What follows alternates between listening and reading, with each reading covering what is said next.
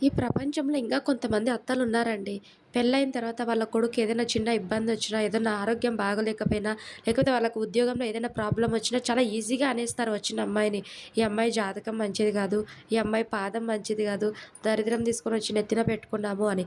ఇలాంటి మాటలు ఈవెన్ ఆ అమ్మాయికి కూడా ఎంతో బాధ ఉంటుంది గదా! ఈవెన్ భర్తకి ఏదన్నా అయితే ఫస్ట్ ఎఫెక్ట్ అయ్యే పర్సన్ భార్యనే గదా! అలాంటిది ఆ అమ్మాయి అన్నీ అడ్జస్ట్ అయ్యి ఉంటున్నప్పుడు మీరు అతన్ని అభినందించి నెత్తిన పెట్టుకోవాల్సిన అవసరం లేదు.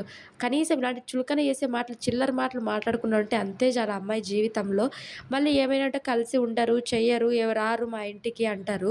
ఈవెన్ కలిసున్నప్పుడు కలిసున్న మాటలు మాట్లాడితే ఎవరైనా వస్తారు, రావాలి అనిపిస్తది, వాళ్ళ దగ్గర ఉండాలి అనిపిస్తది.